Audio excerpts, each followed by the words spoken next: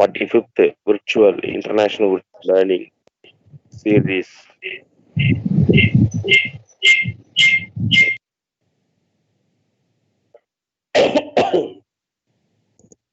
with the blessing of Almighty, our founder Kalvi Vallal Devathirti Kalasalingam Ayya, the support of our beloved chairman Ilayavallal Dr. K. Sridharan Ayya. I'm here to deliver the welcome address party titled on quality of design, application tools, product development in association with the Indian Pharmaceutical Association South Tamil Nadu local branch, head office at Arulmigu Kalasalingam College of Pharmacy. Next, today I will very much honored to welcome our respectable, eminent resource person, a distinguished personality in the field of pharmacy, and the honorable uh, scientist R. Kumar sir, Apotec Inc. scientific leader, formulation dosage from Canada, to grace this occasion. Let me acquaint you with selling quality of this eminent personality who is a well-known researcher.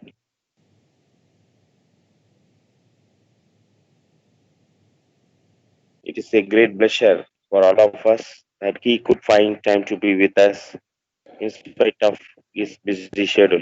Thank you, sir, for accepting our invitation and spending your precious time with us.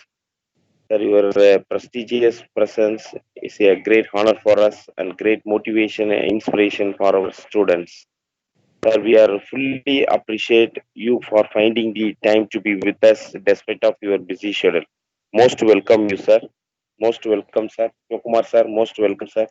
Thank you so much, Next, Dr. I welcome, next I welcome all the professors and my dear enthusiastic students for today's session. My dear students, this session hope will enrich your knowledge, update you about the quality of design application tool in product development. So, dear students, kindly utilize this great opportunity to explore your knowledge. All the very best, my dear students. Once again, I welcome you all. Thank you. Thank you, sir. Thank you, sir. Welcome, sir. Thank you so much. Sir, you can proceed, sir. Yeah, sure. So, good morning, one and all. It's been very honored and pleasure to be part of this webinar. Thanks for giving the opportunity. I take this as a privilege to represent the topic quality by design and application tool in product development. Before going into the session, I just want to give a small introduction about me. I am Shivakumar Raju. I am basically from Tamil Nadu, the place Erode. I have studied completed my B Pharm and M Pharm in PSG College of Pharmacy, Coimbatore. I was working as a scientist, research scientist in product development. I have experience around 11 years in solid oral dosage form. I worked for various organizations. I started my career in Sashan Pharmaceuticals Limited. Later, I just got opportunity to work in Himalaya Drug Company, and upon that, I got opportunity in Apotex Research Private Limited, India, Bangalore, which is in Bangalore. So I was being part of Apotex from past 6 years, and last year I got an opportunity to work in Apotex Canada, which is my headquarters. So I've been working here since past 9 months in the position of scientific leader. We do the development for solid oral dosage form for various markets like US and Canada. So this is all about me. So I just want this session to be very meaningful. So let me give better understanding. I hope I have prepared a well presentation, and I want it to be reached in a proper way. So wherever you have doubt, just please make a note of it, and end of the discussion we'll have a, if it's required, we'll have a discussion out of that. Is that okay?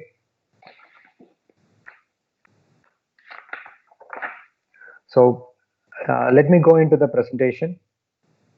So quality by design, it is a continuous process and product improvement which acquires the product knowledge to establish the product design through the process design, wherein we achieve the process performance and the desired product quality. This is how our quality by design is framed. So let me give a very small generalized requirement of quality by design. So hopefully we will be in the quarantine for the past 4 to 5 months. So we all will be in the home. We might have prepared, we might have tried to make some food recipes, normal food recipes.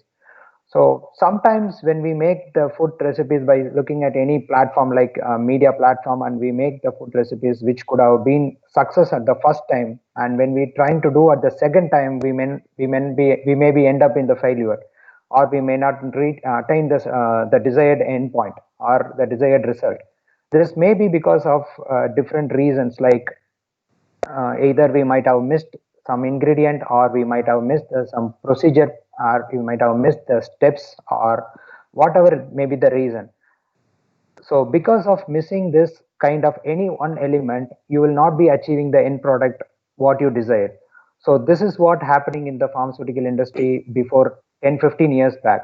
So we may be doing the product, and we may be missing some sort of elements which is found to be critical in the product performance, and that is going to be the problem causing elements for the patient. So that is where the regulatory agencies has found this as a critical thing which has to be addressed, and the QBT system has been taken into forward. So to give a better example for this, we all know about branded food products like KFC chicken and McDonald's burger and all those stuffs. So wherever you taste that kind of food varieties, whether it is in Madurai, or whether you taste in Coimbatore or Chennai, or it may be out of the country, like if you taste somewhere in North America, like Canada and America, you can find the same taste. It's the reason is because of they didn't follow the same procedure. Yes, they follow the same procedure, and they don't have the same cook which prepare in all these outlets. No, so they maintain the same standards. They have the same raw material. They have the standard procedure, and they have a process control on the manufacturing. So they get the same taste and same quality throughout the world. So this is what applicable for the pharmaceutical industry and for making the generic medicines. So we are going to see this. I hope this could give a background, a better background for you to understand about the quality by design system in the pharmaceutical industry.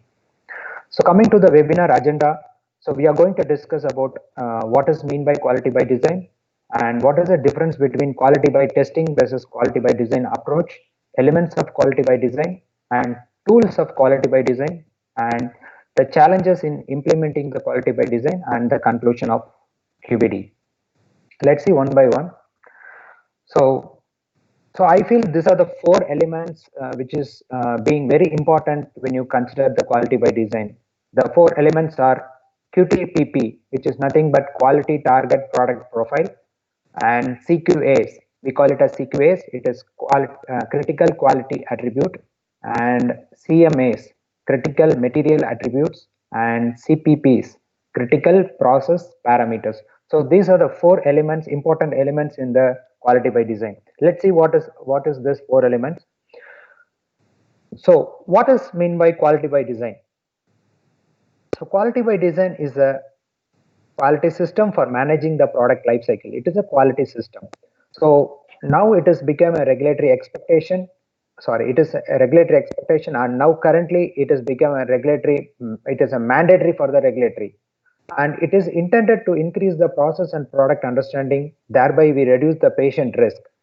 So QBD isn't new; it is a old one, but now it has become an important element in the product development, and we do that by design of experiments, and we create that design space. So what is mean by design of experiment and design space? So design of experiments is like we understand the process need with respect to the excipient and with respect to the process understanding, and we frame a design of experiments and we see the control, we see the response out of the experiment, and we derive the suitable endpoints. So that is what we call it as design of experiments. And design space is nothing but whatever we perform the experiment, we come out with the result as a response. So with that response, we'll have a design space. In order to simplify this, if you, I'll let me give an example about the cricket pitch, where we could able to see the batsman is standing between the wicket and the grease. So the distance between the stump and the grease is called as design space for a batsman. So if we go out of the crease, obviously the wicket keeper is going to catch the ball and he is going to hit the wicket and he is going to get out. So in order to be maintain his wicket, he has to stand within the crease. So this is what we call as design space. In similar way, when it comes to the pharmaceutical, we should have a design space for a product where the product should meet the quality attributes if it is within the boundary of the design space. If it's go out of the boundary space, then product is not going to meet its quality. So we have to study those design space through the experiment, that is using design of experiment, and we'll come to know what is the safe range to play within the product. So coming to the definition of QBD, it is a pharmaceutical, QBD is a systemic, scientific, risk-based and the proactive approach to the pharmaceutical development that begins with the predefined objective and emphasizes the product and process understanding and the process controls. So there are few principles of QBD concept. It is a risk and knowledge-based decision and systemic approaches for the process development, and it is a continuous improvement in product development, and it is capable to lead the zero defect products. So these are the few principal concept of QBD. So what does QBD means? It is the design, it designs the product to meet the patient requirement. It designs the process to continuously meet the drug product critical quality attributes. We call it as CQAs. So it understands the impact of starting material and the process parameters on the quality product. So starting material is nothing but the excipients what you use for the formulation. And not only it is limited to excipients, it is also the active pharmaceutical ingredient. And the process parameters is what we do for manufacturing. It can be any process parameters like granulation, or it can be a compression, or it can be a quality, it can be a coating process. So there are a number of processes involved. So all this have an impact on the product quality. So we have to have an understanding about the starting material as well as the process parameters. So identify and control the sources of process variation and continuously monitor and update the process and allow to achieve the quality over a period of time. So why this QBD is required? What is the necessary? Before going to this, I'll just let me give a small introduction about or background about the QBD, how the QBD has came into picture. So QBD was the concept was proposed by Joseph M. Juran. He is an engineer of Romanian engineer. Later, he has shifted to America. So he is the first person to introduce the concept of QBD. First, this concept was accepted and proposed in the automobile engineering sector. So this has given a good output for the automobile company, and FDA started noticing this, and they were in a question that why we should not use this in the pharmaceutical industry. In 21st century, around the year of 2002 to 2005, they were in opinion to introduce this QBD concept to the pharmaceutical industry, but many of the pharmaceutical companies were not knowing what is the concept of quality by design. So slowly they started emphasizing the companies to develop the product with quality by design. With the insistence of FDA, the company called Merck has first developed a product called sitagliptin and launched in the year of 2006, first product to get approved for the by the US FDA using the quality by design approach. So keeping this as a first success of quality by design by the FDA, and FDA started strongly emphasizing this procedure to adopt for the other pharmaceutical company across the world. In the year of 2011, they started giving the strong amendment to the companies to develop the product only by quality by design, else it is not going to be taken into the approval. So even with the concept of the QBD by quality by design, they started giving the guideline and they started updating the process validation based on the risk management. So with this, the history they started developing. All this comes because of the reason. If you see the graph, you could able to see the number of submission happened between 1995 to 2006 in the blue chart. So from the 1995, you could able to see approximately around 220 products got approved in every year. When it comes to 2016, around it started increasing to 300 and 500. And if you see now, more than 1,000 products are getting approved per year. So when the companies are started giving the approval for the drug product, but eventually end up in failures like recalls and customer complaints. So the manufacturer failed to spend the enough time to learn the behavior of the product, and it is eventually ending in the failure after giving the approval. So this is a big headache for the US FDA. They give the approval and finally they get the customer complaint and they do the recall for the respective product. So in order to avoid this, they were looking for some kind of platform as a stage gate to avoid this kind of problem. So QBD has came into picture, and luckily they have implemented that QBD and enforced the QBD to adopt in every pharmaceutical industry. So this is where QBD has came into the pharmaceutical industry as a role to maintain the quality, to avoid the product lifecycle management, and to avoid the customer complaints and recalls because of the product failure. So what QBD leads to? It gives a high level of assurance of product quality, and it is a cost saving and efficiency for industry and the regulators. And it is facilitate innovation in the technology, innovation in the manufacturing, innovation in the process in various aspects. It increases the manufacturing efficiency, it reduces its cost, and it minimizes or eliminates the potential compliance and actions. And it also enhances the opportunity for the first cycle approval. Streamline post-approval changes and regulatory process. As I said, when you go in a build up quality by design, you will get a quick approval and you won't get the changes after the product approval. So it is more focused on the inspections and opportunity for the continuous improvements in the quality by design. Now, quality by design is woven in the regulatory documents. There are two sort of frames which are majorly focusing on the product quality. One is US FDA and another one is ICH, International Conference on Harmonization. So US FDA has proposed a process validation guideline which discuss about the quality risk based approach by quality by design using the process development by conducting the experimental design by DOE and proposing a control strategy and the process qualification and equipment qualification by continuous process verification. And ICH proposed a different guidelines for the quality by design by implementing the product development guideline as a Q8 quality guideline, quality risk management Q9, and the pharmaceutical quality system guideline for Q10, and the development and manufacturing of drug substance Q11. So these are the primary guideline, quality guideline, which discuss about the QBD concept in various proposals. Coming to the traditional development and enhanced current QBD approaches. In the traditional, the old development, we used to have an empirical development. We don't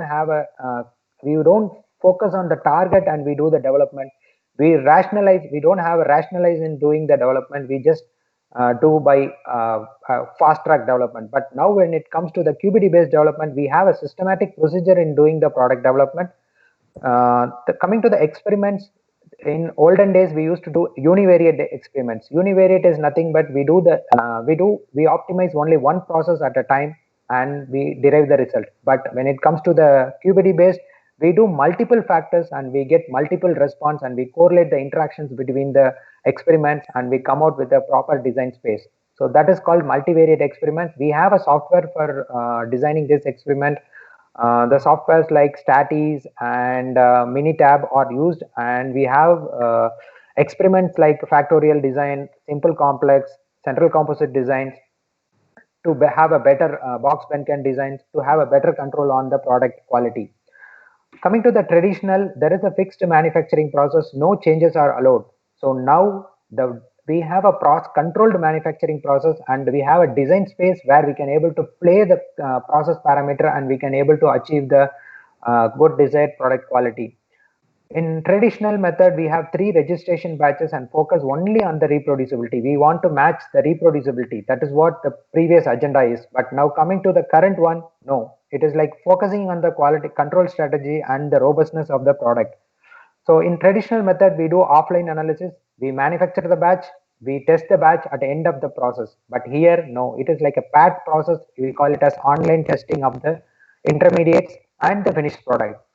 Coming to the traditional, we have quality assured by testing, but now it is quality built in the design, so we don't want to have a quality assured by testing. So in traditional method, the reactivating lifecycle management is there. So the lifecycle management reactivation is nothing but when the product got approval, when it goes to the customer, there is a problem, they have to recall the product and they have to do the redevelopment. When it comes to the QBD based design, we do a quality design in the early development, so we don't get the customer complaint or product recall. So the life cycle management recall is prevented. So we have a smooth life cycle for the product. So the difference between QBT and QBD approaches. So the QBT is nothing but quality by testing. So in earlier traditional method, we used to do the testing only at the end of the product. If you see the first table, you can see the drug substance and the excipients are being collaborated, and we do the processing. Then we get the testing done for the product. And if it meets, yes, it goes to the patient. If it is not meets, it is no, it is going to be the dustbin. So this is what we do in the traditional approach. But when it comes to the quality by design, from the starting material, whether it is an API or it is an excipient, we do the testing. We do have a certain criteria and specification for the materials. So once it passed, then only it can be taken for the development. So if it is not there, then it is not going to be happen. So we have a stage gate for each process. So we control and we have a quality measure for that, so that will always have a product to meet the yes criteria rather than the no criteria. So this is all happened because of quality by design. So we have certain elements of quality by design which we have discussed in the previous slide. We are going to see one by one. First is identification of QTPP and CQAs. I'll explain what is this. Then the risk assessment of the drug substance and the risk assessment of formulation variables. We call it as CMAs, nothing but critical material attributes. And the risk assessment of process variables. We call it as CPPs, critical process parameters, and updating the risk assessment after performing the experiments, and finally deriving the control strategy based on the design space. So we are going to see what is this. So let us see the first one.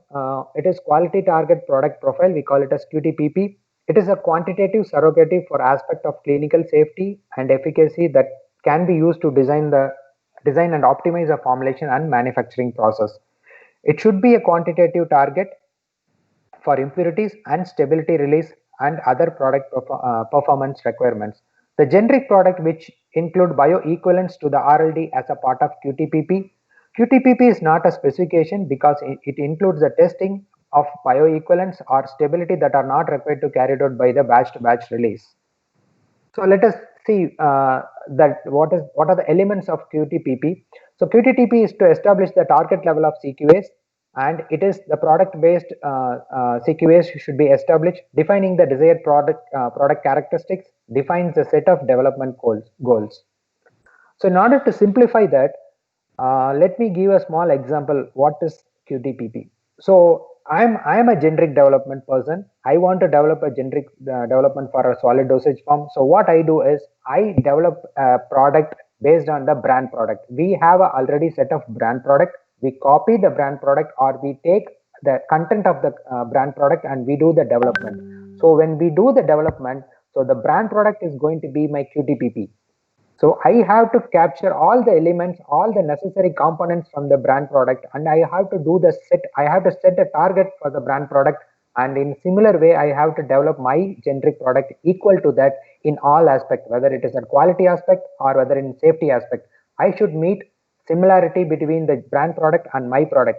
If the brand product is similar, and my product should be a duplicate copy of the brand product. So that is what we call it as QTPP. So you can see this in table. So the quality target is active ingredient.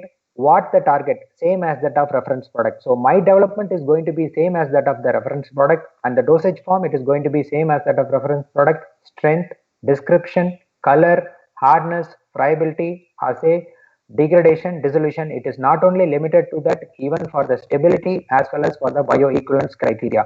So this is the set, this is the target which I am going to do for my development. So I will fix my target. I know what I'm going to develop. So based on that knowledge, I will be starting my early development for the new dosage form. This is how we start the development. Coming to the CMAs and CQAs. So what is CMAs? It includes the physical, chemical, biological, and microbial properties or characteristics of the input material. In order to simplify this, CMAs is nothing but critical material attributes, which is the excipients and the API we use for the product. So we have to have a strong control on the excipients and API, because these are the two input material which is going to change the role of the dosage form.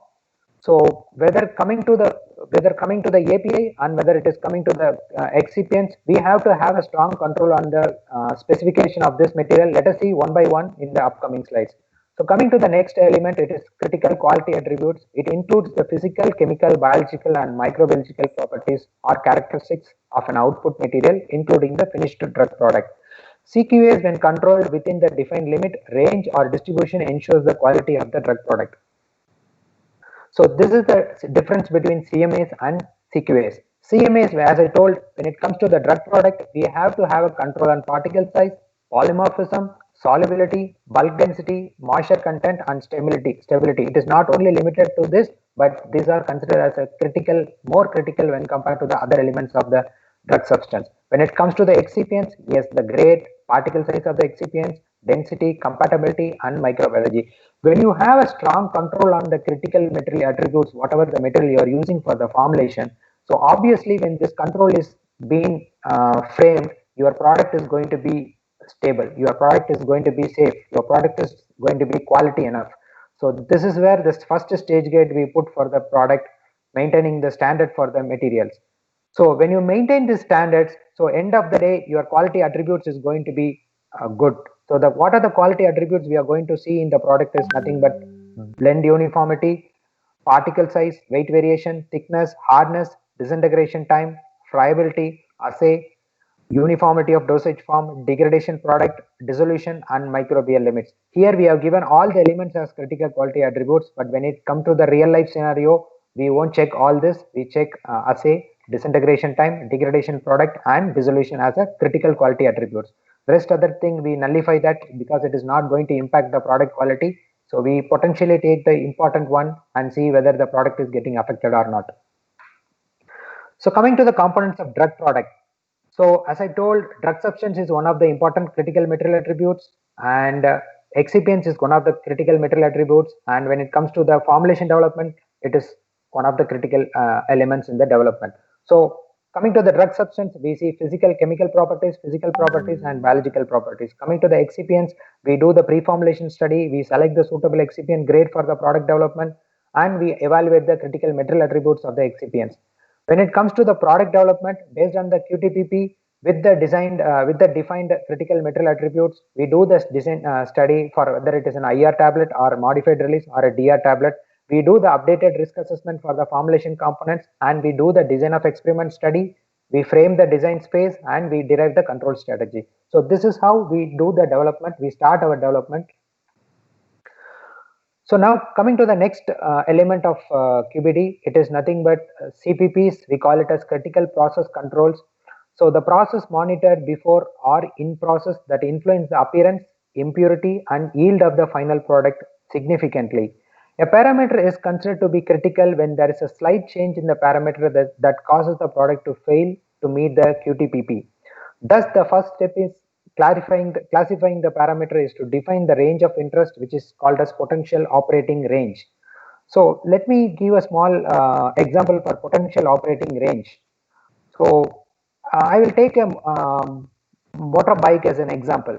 So in motorbike, if you see the speedometer gauge, you can see the green zone between 40 to I would say 40 to 80 kilometer speed. They might have given a green zone. You know why they have given the green zone?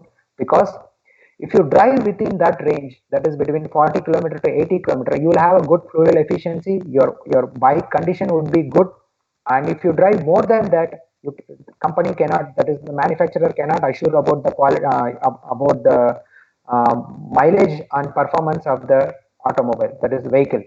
So that is why they propose the green zone, which is between 40 to 80 kilometer or 40 to 60 kilometer, whatever it may be. So similar way, when you come to the process of manufacturing, whether it is a granulation or whether it is a compression, I will take a small example of compression.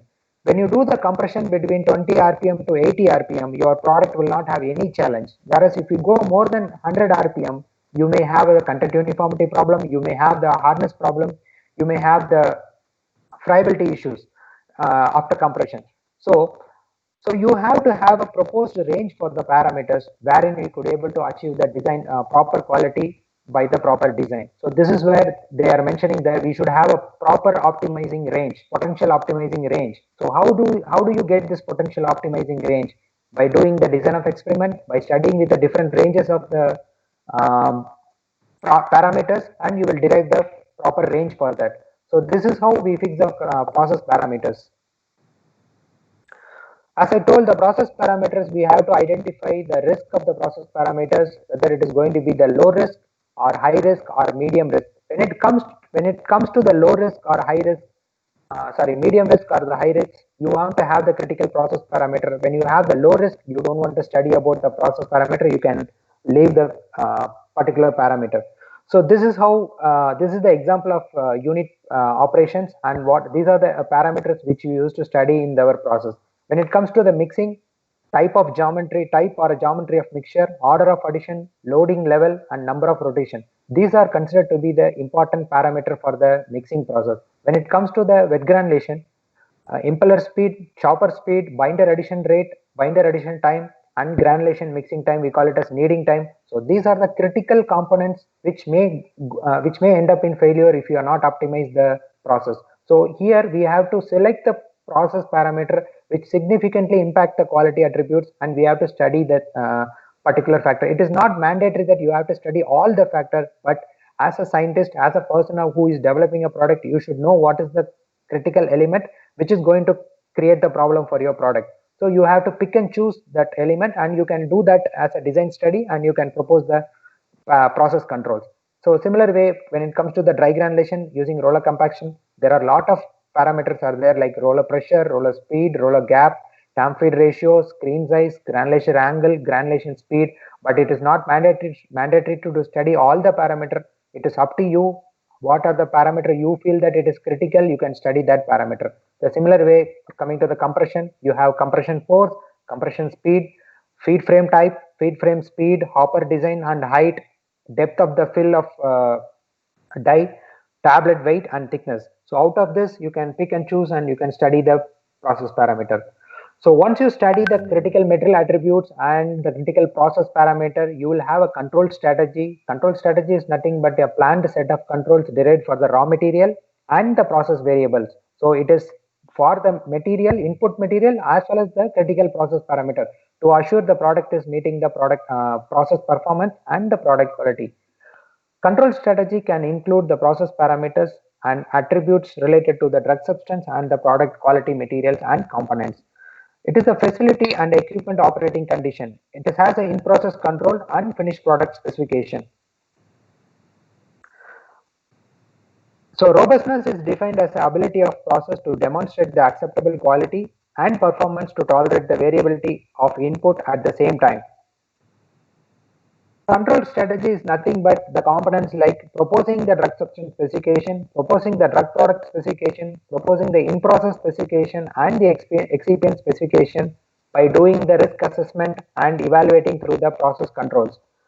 So this is all called as control strategy, wherein you propose the specifications, you get the finished product as desired.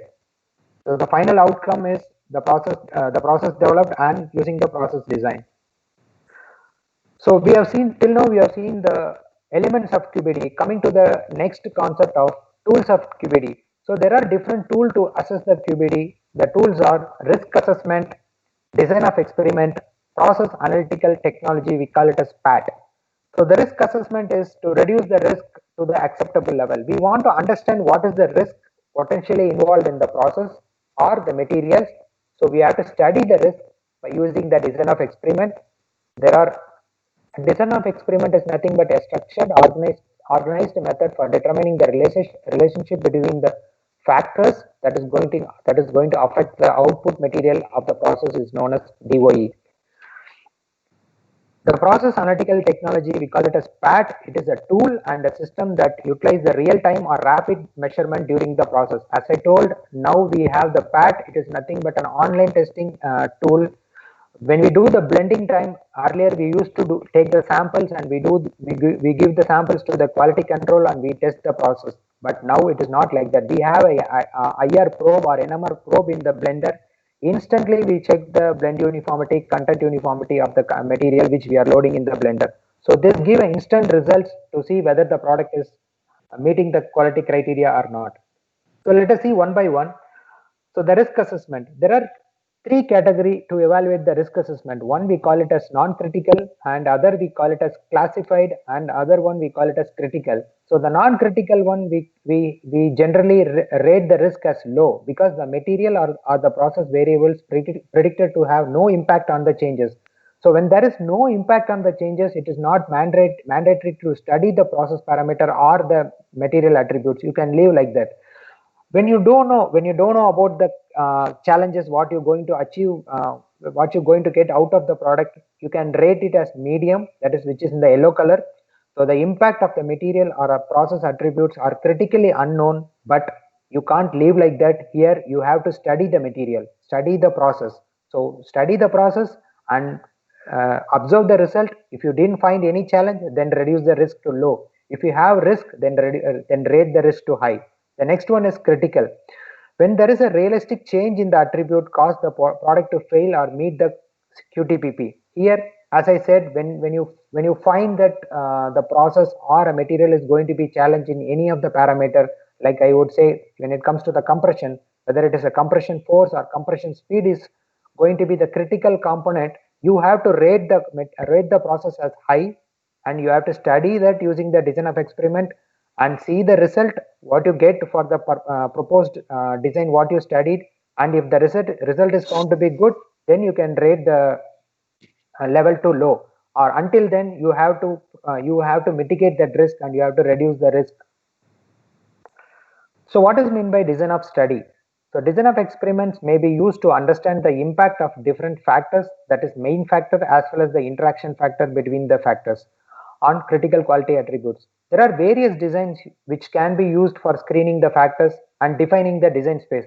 The designs like fractional factorial design or full factorial design, response surface methodology by central composite design or box Benken designs, and number on. And we have lot of designs now available.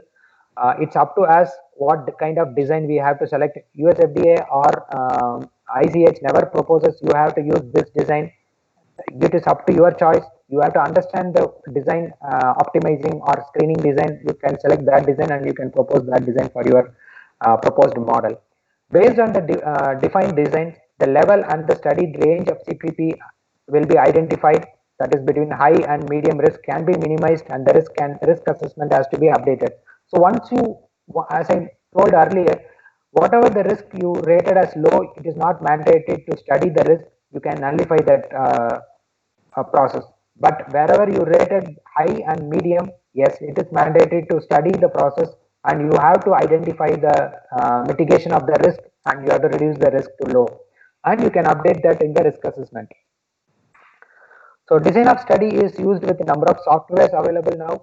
So let us see what is that. It is helpful to identifying the key factor for process and product improvements, and performing number of experiments and optimization studies, screening the critical factors and their interactions, analyzing the process parameters or mixture components, combining mixture or process variables in the design. We have rotating 3D plots to visualize the response surfaces, where we see the responses in a visualized way using the 3D graphs, and precisely locating where all the specified requirements meet using the number of optimization functions within the DOE software. So these are the different softwares which is available in the market, like Statis, JMB, TIPCO, Minitab, Stat Graphics 18, but not limited to. We have a lot of software. So these are the familiar software which we are used in the pharmaceutical industry currently. Next, coming to the last tool, which is process analytical technology. It is a system for designing and analyzing and controlling the manufacturing designs. It is a measurement of critical quality and performance attributes related to the raw material, in-process material, and the process with the goal of ensuring the final product quality. So what are the challenges in implementing the QBD in the industrial perspective? So we are putting a new concept and approaches into practice. The broad spectrum approaches for developing and manufacturing the quality operation across the industry, implementing while harmonizing as per the regulatory expectations, defining the end results with quality and efficacy, then minimizing the workload for the resources. So earlier if you ask us, like in the 2000, in the late 2010, most of the pharmaceutical companies, they were not in the opinion to use this one because lack of knowledge, lack of resources, and lack of interest. So when the US FDA has proposed to use this QBD concept, we were like unknowingly we were planning like how to develop the product within QBD designs. So later they have introduced the quality by design guideline for IR and MR by the proposal of QBD as a guideline approach. So we have referred that guideline and we started developing the product, and there are a lot of trainings are available for the quality by design nowadays. We can able to learn from that, since it is not a part of our role, but still going further in the coming days, we will need to have a strong idea about the quality by design, and it is in statistical based quality by design, so we should have a strong idea about the screening designs and optimizing designs whatever we have now. It's not only related to the design, also we should have an awareness of the softwares which we are using for the DOE experiments. So this would probably reduce the cost of manufacturing, and it will end up, as we discussed, it will end up in the product recalls, and it will minimize the workloads and the resources. The conclusion part is quality by design is intended to enhance the process knowledge, and it is based on the existing guidance and the reference documents. Quality by design is a quality system that builds on past and set the future for the regulatory expectations. Now it has become very mandatory for the regulatory. So quality by design can be viewed as a process defined by the series of document requirements. These documents organize and demonstrate the process knowledge and understanding. So quality by design can be applied by the legacy of the new products, but the supporting documents package may differ. The quality by design suite of documents are alive, they can be revised, and the knowledge base changes, because there is no fixed concept for quality by design. As and when there is an updation, the concept may change for this designs. So regulatory will accept whatever the designs which you propose using the quality by design. It is not only limited to the software. You can use n number of tools are available. You can use the design and you can develop the product. So this is a basic understanding about the quality by design. There are a lot of things still more to be discussed in the quality by design, like experimenting designs, various approaches, interpreting the data, and we have a statistical tool for that. So you have to gain the knowledge by, there are various platforms to access this knowledge. So I hope you can able to get this knowledge in coming future. So this is all about this webinar. If you have any questions, feel free to ask me during the session, or if you have any concerns, you can put up a mail. This is my contact ID, mail ID, personal and official mail ID. You're most welcome to discuss anything about this topic.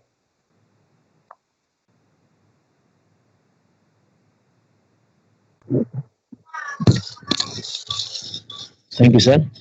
Yeah.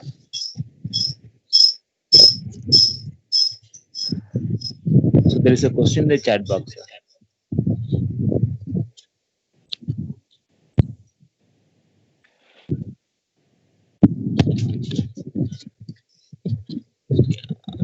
there is any specific courses are available to study quality by design? Designs, which is Yeah. used for quality by design for pharmacist. Pharmacist. Okay, what is the, once again, yeah, any What is specific connection? course are available to study of QBD? What is the use of QBD for pharmacist? What is the connection between QBD and research side? If QBD is used to in clinical side or is only in industry? See, as I told, QBD can be used anywhere. It can be used even in a tea shop. You won't believe it can be used even it is used in a tea shop. So it is all up to us whether to use the quality by design. When it comes to the pharmacist, practically speaking, at this juncture of time, pharmacists may not be required this QBD concept. It is not mandatory. But when it comes to the industry side and when it comes to the clinical side, yes, quality by design is required. And coming to the course, there are a lot many courses. What I'll do, I have your principal and your faculty contact details. Whenever there is a training, I'll keep you posted. I have undergone a good training in Bangalore. It is in Institute of Technology. I hope they will be conducting every June and July month. So probably if I could able to get some information about that, I'll keep them posted. You can go for training. And there is a guy called Shivang Chowdhury. If you go to LinkedIn, he is giving a training at least 3 months once in every year. Yeah, I hope he is charging more, but if you wish, you can able to attend. But whatever I say in Bangalore, they charge less for, but particularly for students, they charge around 5,000 to 6,000. I would recommend the students like MPharm, yeah, pharmaceutics or analytical students to go and attend that, because if you are focusing for industry to get into the research, quality by design is really mandatory. Hope this will be a good platform for you before entering into the industry. Thank you, sir.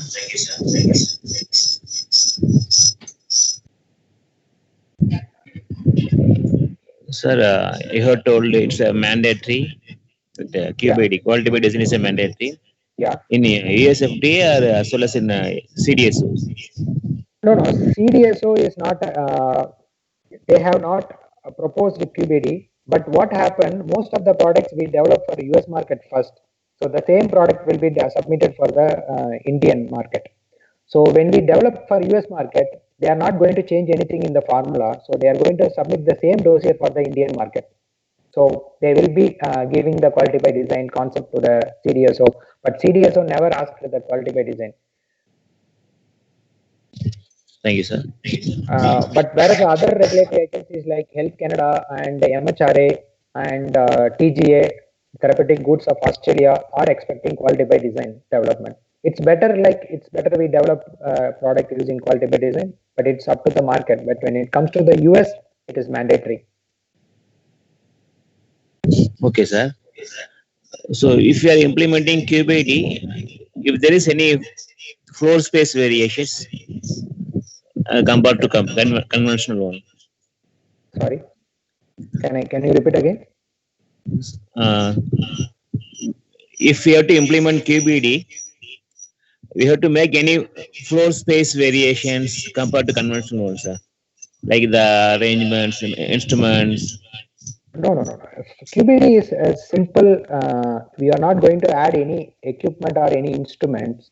Only thing, you are going to have a software in place of our routine one. We have a tool design like Statis. I mentioned Statis, right, in software. So we are going to update a software, and we are going to propose the design in that software, and we are going to do the experiments. So we don't want any equipments or any additional facilities to perform QBD. So Okay, sir. so the software, whatever the range is, for example, you are having 5 excipients in the formulations. I would say lactose as a diluent, cross-carbonyl sodium as a disintegrant, povidone as a binder, and glidant, carboxyl as a glidant, and magnesium stearate as a lubricant. So if you want to study the 2 excipients like binder and disintegrant impact, so binder, for example, if you take binder as 10% and disintegrant as 5%, you will design a study what happen if the binder goes 15% and what happen if binder goes 10%. The same way you will be studying the disintegrant, what happen if the disintegrant goes 7.5 and when disintegrant goes lower to 5% like 2.5%. So with this three ranges, you will be designing a set of experiments. It may come around 9 to 10 experiments, and you will be doing the same experiment in the lab, and you will be studying that, doing the experiment, and you will be performing the result of the experiment, and that result will be tabulated in the software, and software will give what is the proposed range and what is the design space of your product. So this is where you identify the quality of your product. So you don't want to have any sort of experiments, any sort of new equipment. But when it comes to the PAT, I said about the process analytical technology, there are few instruments coming now with this kind of advanced technology like PAT. When you do the blending, you have a probe which you can able to record your result of the potency or content uniformity of your blend. So that it is up to you whether to take that or not. But when it comes to the experiment wise, you don't want to do any facility. You don't want to change anything out of that. Only thing you want to get the software and you have to get installed and you want to work on to that software. The software charges will be around 5 lakhs to 6 lakhs. Some institutions they are getting for educational institutions they are giving in a very reduced fee. I don't know what is that they are charging, but we could able to utilize with that. Even the free software is available for 1 month. If someone want to do an experiment, like if a master graduate student has to do some sort of experiment using that, they can utilize the free software in Statis, and they can use the they can interpret the data out of that if they have the knowledge on that. Thank you, sir. So you have told conventional system having univariate analysis and QBID is multivariate analysis. Multivariate analysis. How it can impact on the manufacturing process?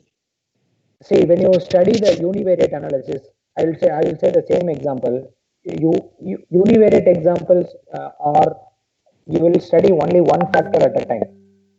For example, if you want to study the impact of binder, you want to study the three different concentration: 10 mg, 15 mg, 20 mg. What happens if you take a trial with 10 mg? What happens if you take trial with 15 as well as the 20 mg? So for this, if it is a univariate, you have to do three experiments and you can study only one factor, that is binder. When it comes to the multivariate, here you can club the two factors, whether it is binder and disintegrant. You can study the different concentration.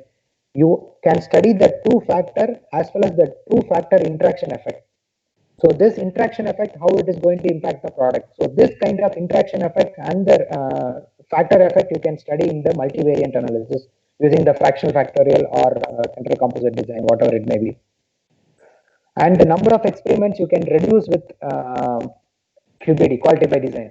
When you want to study in the univariate, you have to do lot of experiments to have the control on the process. But when you do this, the process number of experiments will get reduced.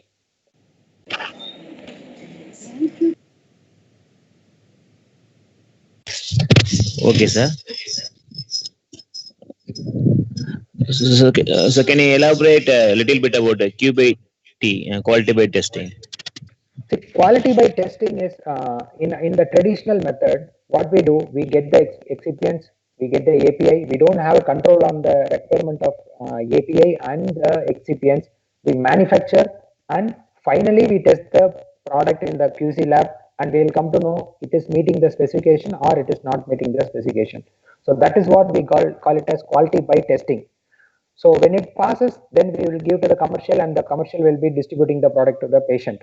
But when it comes to the quality by design, we we have a specific control on the API, that is starting material API, as well as the excipients. When it comes to the API specifically, if I want a particle size of 50 microns, yes, I need the 50 microns. Why I am proposing 50 microns? Because I have studied that 50 microns at different ranges of the particle size in my early development. During my product development, I know what is going to impact if my particle size is going more than 50 micron. Say if it's going 75 micron or 100 micron, tomorrow supplier is giving me 100 micron, I know that my product is not going to pass, my dissolution is not going to meet, because I have studied it earlier and I know 50 less than 50 micron is going to give the better solubility in perspective of dissolution, and based on that we have a control on each and every parameter of the input material, and we design the process.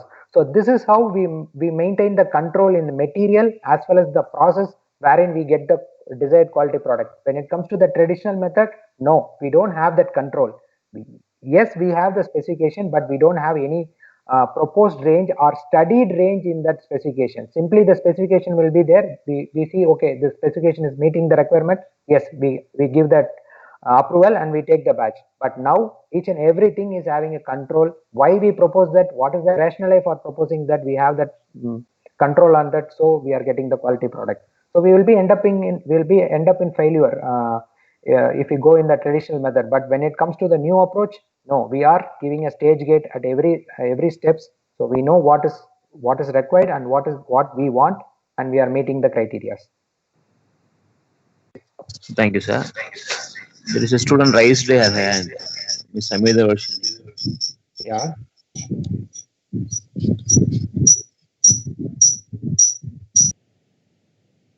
What is? I don't know. Even I could not able to see anything. No, sir. There is a raised hand by Miss Amida version. Maybe some queries. I don't know. Okay. Miss Amida version, can you elaborate your question?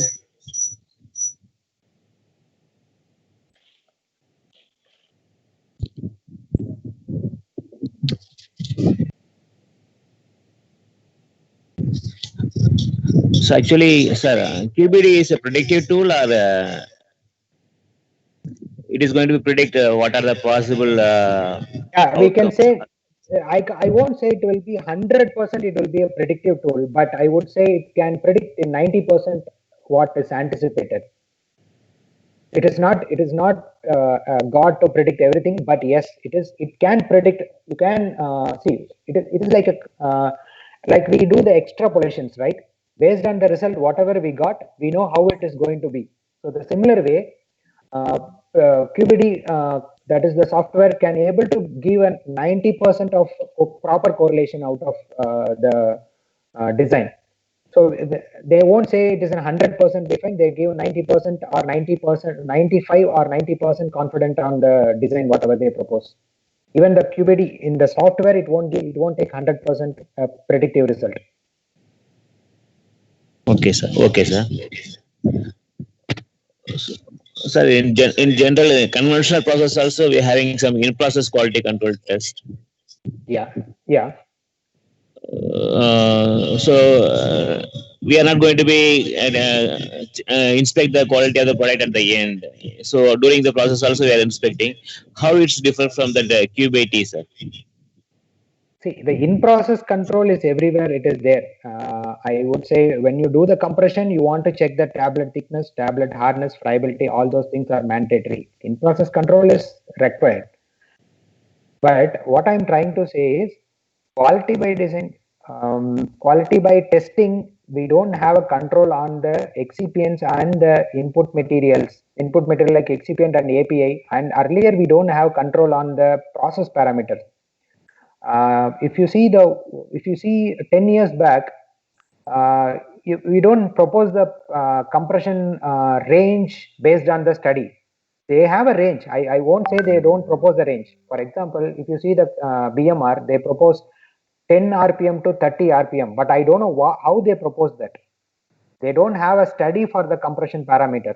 And if you see the granulation, they propose 2 minutes to 3 minutes of mixing. They don't have a control process, or they don't have a study proof for the 2 to 3 minutes. But now they study the 2 to 3 minutes.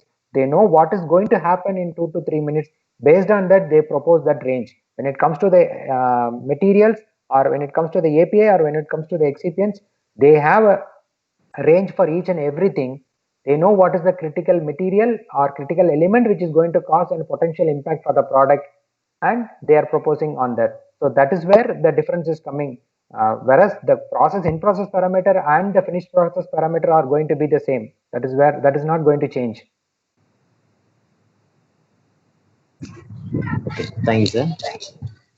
Sir, during QBD, you have told the factorial analysis, multifactorial analysis. So which will be the better choice to See, use?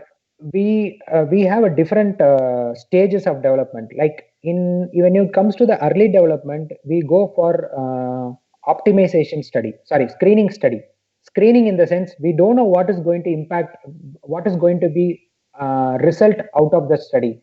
So that we call it a screening study. For screening study, we select central composite design. That is response surface methodology design. There are a lot of response surface methodology like box Benken, central composite design, face center design, simple complex design. When it comes to the optimization part, like process optimization part, like granulation, wet granulation, or dry granulation, or compression, or coating, whatever it may be, we select the factorial design, fractional factorial design, where we could able to see the screening methods to evaluate that. We can able to see the response, we can see the interaction effect between the two factors or three factors, whatever we select. So it's up to us what kind of design we want, and how much experiment we want to propose, how much factor we want to propose, like that. So if you feel that method is going to be a predictive tool, then we can select the any method, whatever we like. There is no criteria, there is no defined rule. Only this method you have to select for this process. No, nothing like that. But if you ask me, I would say if you are doing a formula based design, better select a central composite design. If you are selecting a process based design, go for the fractional factorial or full factorial design, because that is what I do in my daily routine. Okay, sir. Thank you, sir. So if students want to pursue their career in US like you, so what are the things they have to strengthen, sir? See, there are a lot of things which we have to upgrade. We should basically it won't be an easy task to get into this platform immediately. So let me give a small background of me. I said I was never expected to be here since last year. It was turned around to a different scenario. So only thing you have to learn when you go into a small organization, or if you luckily if you are getting into the big organization, keep on learning the things. So when you started studying the pharmacy, that too particularly when it comes to the R&D, by doing the masters, you have no choice. You have to read daily. Even now we are reading daily. We have a lot of things to get updated, because number of things are there where you have to be competent enough to be a key player.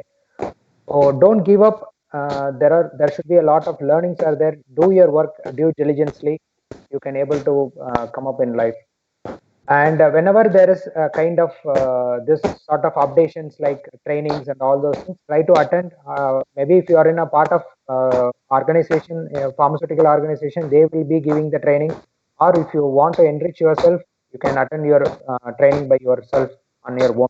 Apart from that, I would say keep learning, understand the things, and ask question by yourself why this is came, why it is not been in other way. So that kind of questioning ability should be generated within yourself, so that you can be a good shining person in this institution or in this industry. Thank you, sir. There is a question by Dr. Soumya. Yeah. In which conditions we use CCD and BBD? In many publications, we see BBD. Is it has any specific advantage over CCD? Please explain. See, central composite design is like we generally take the two-factor design, and we study the three response. So when we study the three response, we will be studying the intermediate level. There are three levels for the studying: minus level, O level, and plus level. So we study the three levels for the design surface. It is basically it is a response surface methodology. Even the box Benken box Benken is also the same kind of approach as a response surface methodology. Both has an advantage and disadvantage by its own, because response box Benken, I think you can go for a more number of experiments sorry, you have a less number of experiments like 7 to 11, but when it comes to the CCD, you can able to extrapolate the experiments and you can go more than 11. So apart from that, I don't think so there is a major difference between the CCD and the box Benken design. Thank you, sir. Yeah. So, regarding the publications, we saw a lot of factorial design. Okay. Yeah, what kind of software they are using, sir? Can you recommend any specific software for that? I personally, if you ask me, I have used only one software till now. It is Statis. I feel it is good, but there are a lot of, the problem is there are a lot of softwares are there. Minitab is there. There are softwares like, one second, JMB is there, and Minitab, Tibco.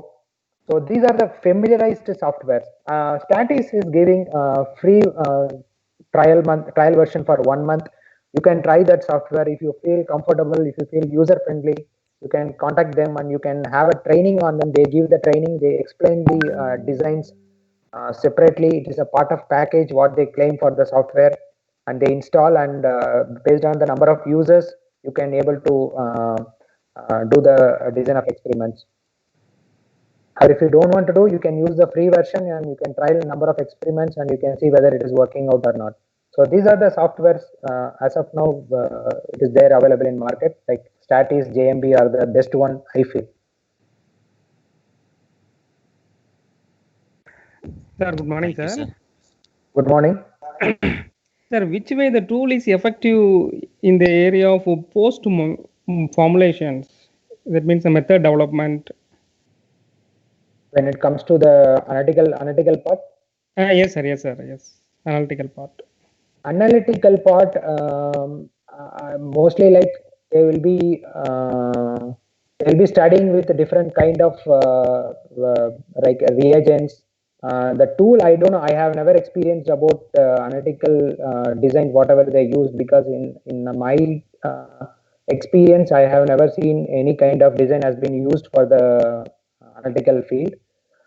But I have seen many things, like they have tried with the different softwares, like different experiments with the different kind of reagents for developing the method, with which they get the suitable output or suitable result out of that.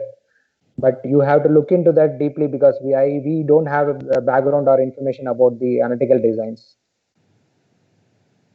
So manufacturing design tool is different. Analytical design tool is different, sir. No. It is going to be the same. The tool is going to be same. How you are going, what are the factors you are going to study is going to be different. If I ask me formulation, I know what are the factors I want to study. But when it comes to the analytical perspective, you want to select. You should be precise in selecting the factors which you are going to study. But the design is going to be the same. The tool is going to be the same. Thank you, sir. Yeah. I can give the, like, you can select the reagent, or you can select any kind of solvents which used for the development, to see what is the difference or what is the interpretation you can be able to derive. I'm not sure, but you can take that as a factors for developing your product. Okay, sir. Thank you. So, there is a question. Yeah. Cost of drug development is more or less with QBD, sir.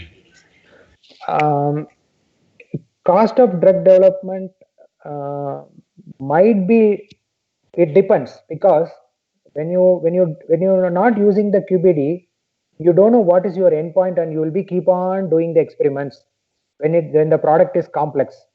I would say when the product is complex, you don't know what is your desired product. You will be keep on doing the product, keep on doing the experiments, and you will be wasting lot of resources and lot of APIs, and which will be giving the more cost. But when you have the proper QTTP, when you have a proper set of targets before developing a product, you know what you have to do and what you have to perform for the each and every experiment by proposing the experiments using the DOE. So you will have defined number of experiments, like 15 to 20 experiment. I would say there are a few products which I have developed, which we have done almost 200 experiments, which still we didn't get the result without QBD. But there are a few experiments with the QBD we have done. We got the approval and we got the bio success within 35 experiments. So it depends. It may or it may not be, but whatever it is, if you follow QBD, you will have a set of target. You know what you are going to do. You know what you are going to perform. So your number of experiments, surely it is going to be minimized. Thank you, sir. Yeah. So if you pursue higher studies, we need a GRE or TOEFL. But same thing is required for employment also. Yeah. See, coming to the industry of Indian scenario, and I'll be explaining about the coming to the countries like US and Canada. Here, here, you can't get the job directly. Either you have to be sponsored by someone else, or you have to be get into the country as a PR, and then you have to search for the job. Let me give the current situation about the Canada. So when you want to come into Canada, if you ask me, I am an employee of Apotex in Bangalore. I have been sponsored by my vice president who is in America. He has sponsored me, and I have came to Canada as a person to work in the Apotex Canada through my work permit. I have 4 year of work permit. I'm working on that. So between that time, I have to get my PR, and then I have to extend my working tenure. If not, if I didn't get this opportunity, what I should do? I should complete my ILTS. I should get my CRS score. There is a Canadian ranking system score. CRS score is there. You have to meet that score. To meet that score, you should have the degree. For each and every qualification, you have a rating on that.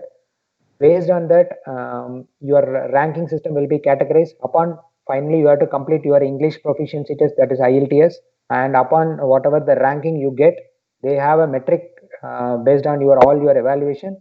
If you meet the ranking system, if you get that score, you are eligible to get into the express entry. But provided it is highly challenged, because you have to spend around 20 to 25 lakhs of money, and you have to come here and you have to start searching for a job. You should have at least 10 lakhs in your hand to survive in this country, and then you have to, but never mind, if you come here, it can be your life will be changed, that is for sure. But there are a lot of challenges in taking that risk. I won't say as a drawback, but still, if you are financially strong, if you are capable enough to come here, yes, you come here and you can look for the job. The only advantage of coming to this country is you have, you can, if you come to Canada, you can get into, once you get the PR and once you get the citizenship, you can go into the US easily. It is very easy to get into US. So US, you have a lot of companies. So when you get the US entry, then jumping into Europe is very easy. So this kind of transit is easy when you come to this kind of countries. So, but other than that, if it is an Indian pharmaceutical, if you are looking for Indian pharmaceutical company, yes, if you perform well, if you are capable enough, they won't see any kind of major institution or any kind of specialized degree, PhD or nothing. But BPharm is more than enough for to getting into the research side, or even BPharm is good to get into the production or quality side. If your attitude is good, if you're having a minimum knowledge, yes, keep up that, and you can get into the company, learn the things, and you can able to shine only from that. It's not that you have to be well versed in everything when you come out of the college. People see when you go for the interviews and all those things, they see the attitude first.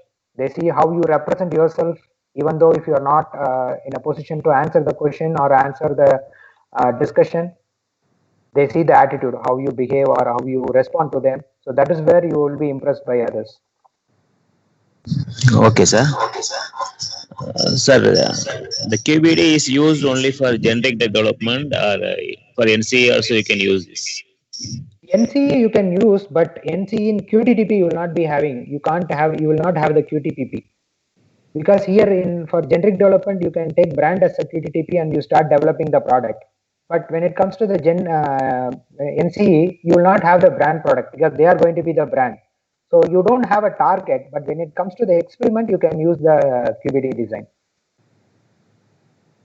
That is Okay, the sir. only difference. Apart from that, yes, you can use even for clinical safety. I hope even for COVID medicines they may be using the QBD.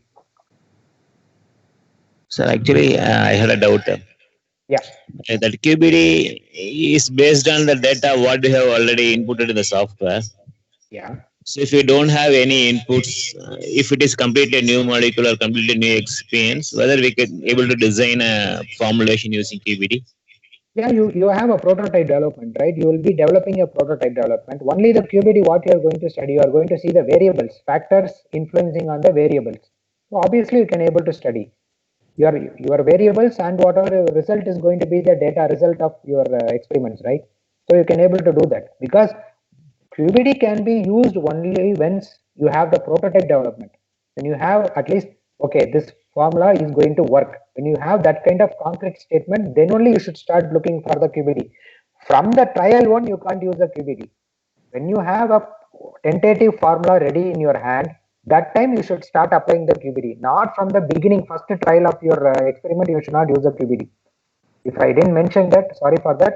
You should start using the quality by design when you have a prototype development, when you have a concrete formulation or some experiment which give the good dissolution or which give the good stability. That is the point you have to start your quality by design, not before that.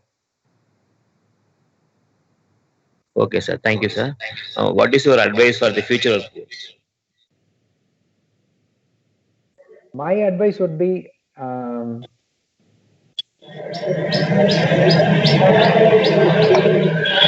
be very ethical when it comes to this field.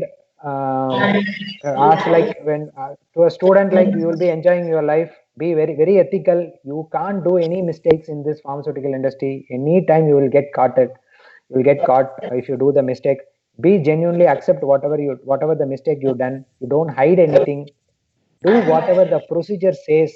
When it comes to the industry, if there is a procedure, do as per the procedure of the respective company. uh, due diligence to your work.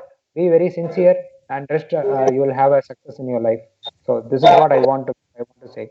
Make it very simple. Don't think about compare, or don't think about anyone. I came in a small platform like you. When I was studying, I was like I was worried about my future and thinking about the other competent like colleges like MMC, and now we are competing. When we go out of the state, we started looking about the other big colleges like Manipal and Naiper and all those colleges. Not now we are facing the international people, and we are challenging, and we are making the life success. So please don't compare yourself. You give your best, rest other things will be happen as per that. So believe in you. That's it. Thank you, sir. Any other questions? Sir, good morning, sir. This is Raghavendran from AKCP, sir. Yeah. Sir, you can told the QBD is used for any department and one of the clinical it's used. So the QBD is how used in clinical sites. Can you explain about it, sir? See, when it comes to the clinical side, you can do the experiment with number of patient population. You can study with the number of patient populations. Hello. Yes, sir. Yes, sir. Yes, sir. Yeah, you can study with number of patient populations and the designs. What kind of design you have to select, whether it is a two-way crossover or a single study. Whatever the designs you select, accordingly you can able to use. But you can see what is the factor you have to select for the study, or whether it is required or not. See, it is not mandatory that you have to. I won't propose that it is mandatory to use in the clinical study. Provided if you are using, whether it should have a rationale, or it should have a justification for providing that study. If you have that, yes, you can use. Again, coming to the factors, whatever you want to study, it's up to you. What is the factor which you have to use for the study? And I have one more question, sir. Yeah. If PharmD graduate we would like to work in Canada, means we will face any entrance examination, or it not necessary, sir? No, when you want to work in Canada, either you have to get the job offer in India, and then you have to come there come to Canada. That is the first option. I don't think so that is going to work. So you have to apply for the PR and then you have to come to Canada and then you should start looking for the job. Or if NAPLEX you- is essential. Sorry. NAPLEX is essential. NAPLEX exam for Okay. pharmacist, for the clinical pharmacist. Okay. They have to apply, get qualified in NAPLEX, then only they can practice as a PharmD graduate. Okay, that I was not aware of that because regarding to the education, no, I was not aware. But when it comes to the working proficiency, yes, this is the rules, this is the condition, whatever I said. But I don't know whether about the academic requirement. Here, the people come, like for example, if they want to study, if they want to qualify, like even if you want to be a pharmacist here, you have to undergo an exam. And then once you qualify that, then only they will be taking for the pharmacist. Maybe the similar way you should have the same kind of exams for doing that for PharmD students. So just look into that. What is the requirement for the clinical part? Sorry, for the PharmD students. Okay, sir. Thank you, sir. Yeah.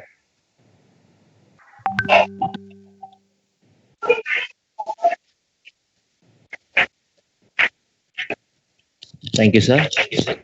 Any other questions?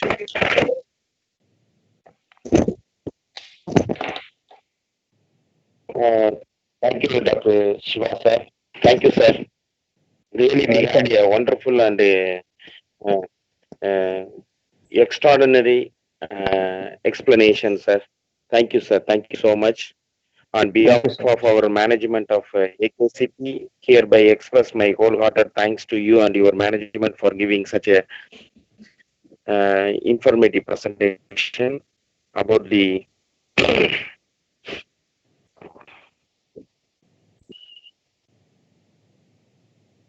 Thank you so much, Dr. Venkateshan. Can you hear? Can you hear, sir? Yeah, I can able to hear. About the quality by designing application tool in product development. So I hope this interaction will motivate the students and encourage them in active learning of the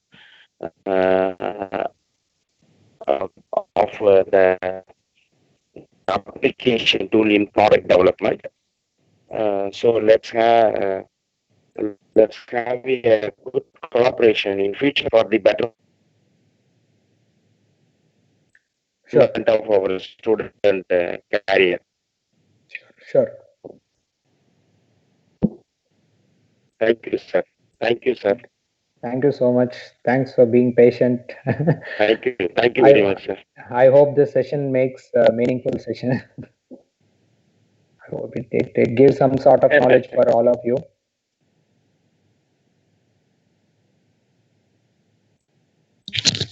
Yes. Yes, sir. Thank you. So you can feel free to discuss with me. I have posted my mail ID. So in future, if you want to have any sort of clarity or anything with respect to the professional front, yes, I am sure I can able to support you.